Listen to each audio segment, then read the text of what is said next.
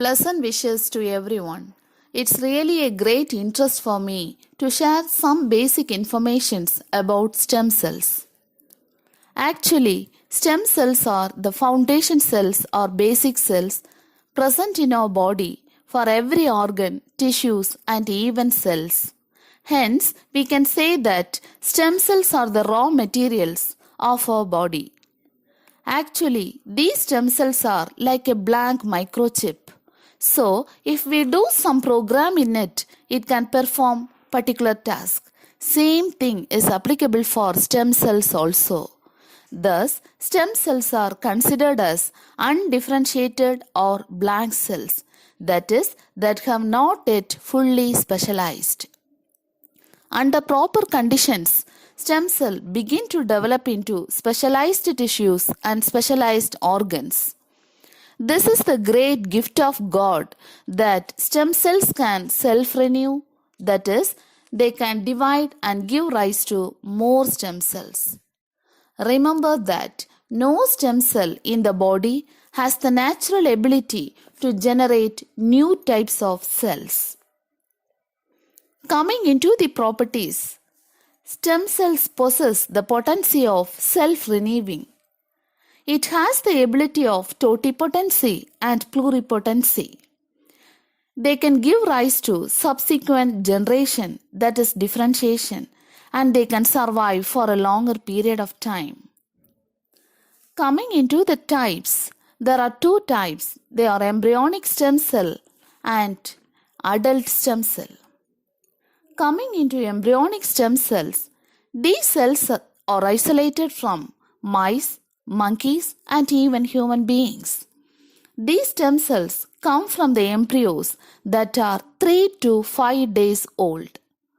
At this stage, the embryo is known as blastocyst stage, and this stage has about 150 cells.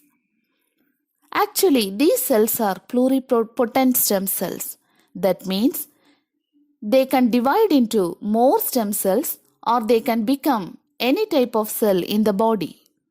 This ability allows the embryonic stem cells to be used to regenerate or repair the diseased part of tissues and organs. But the embryonic stem cells can exist only at the earliest stage of embryonic development, and they are capable of making any cell type in our body. Under the appropriate conditions, these cells retain the ability to divide and can make multiple copies of themselves indefinitely. Coming into the adult stem cells, these cells are found in small numbers in most adult tissues, such as bone marrow. These adult stem cells are also known as tissue-specific stem cells. We can see these adult stem cells in adults, children, newborn infants, and even the developing fetuses. Adult stem cells are more limited and specialized when compared with embryonic stem cells. They have the ability to make just one or two kinds of tissues like blood cells, immune cells, brain cells, or muscle cells. Adult stem cells also have a more limited capacity to replace themselves than the embryonic stem cells. Let me say where these stem cells come from. The embryonic stem cells are derived from the inner cell mass of the blastocyst, the fertilized egg called zygote. The zygote divides and forms two cells. Each of these divides again and again. Soon there is a formation of hollow ball of about 150 cells called blastocyst. The blastocyst contains two types of cells, the trophoblast and inner cell mass. The embryonic stem cells are obtained from the inner cell mass. Stem cells can also be found in small numbers in various tissues in the fetal body and adult body. For example, blood stem cells are found in the bone marrow that give rise to all specialized blood cell types.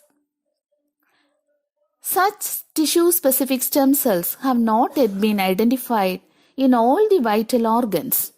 And in some tissues like brain, although stem cells exist, they are not very active and thus do not readily respond to the cell damage or cell injuries. Stem cells can also be obtained from other sources. For example, umbilical cord of a newborn baby is the real source of blood stem cells. Recently, researchers have also discovered that the existence of cells in baby teeth and in amniotic fluid that may also have the potential to form multiple cell types. Why there is increasing interest in in the stem cells? Point number 1. Increase in understanding of how diseases occur. By verifying how stem cells mature into cells in bones, heart muscles, nerves, other organs and tissues, the researchers may better understand how diseases occur and the nature of diseases. Point number 2. Generate healthy cells to replace the cells affected by disease. The stem cells can be guided into becoming the specific cells that can be used in people to regenerate and repair the tissues that have been damaged or affected by disease. This regenerative medicine is applicable for type 1 diabetes, Parkinson's disease, amyotrophic lateral sclerosis, Alzheimer's disease, heart disease, strokes, burns, cancer, and osteoarthritis. Nowadays, stem cells provoke a strong foundation in medicine. The only stem cell now used to treat diseases are hematopoietic stem cells. These are the blood cells found in bone marrow. Each type of blood cell in the bone marrow can act as a stem cell. Stem cells are immature cells but able to make other blood cells that mature and function as needed. These cells are promptly used in bone marrow transplants. They help the people suffering from cancer to make new blood cells after their own hematopoietic stem cells have been killed by radiation therapy and chemotherapy. Hence, it has the ability to treat Fanconi anemia. It is a blood disorder that causes the bone marrow to fail to work. Apart from this, it has special impact on type 1 diabetes, spinal cord injuries, Alzheimer's diseases, and rheumatoid arthritis.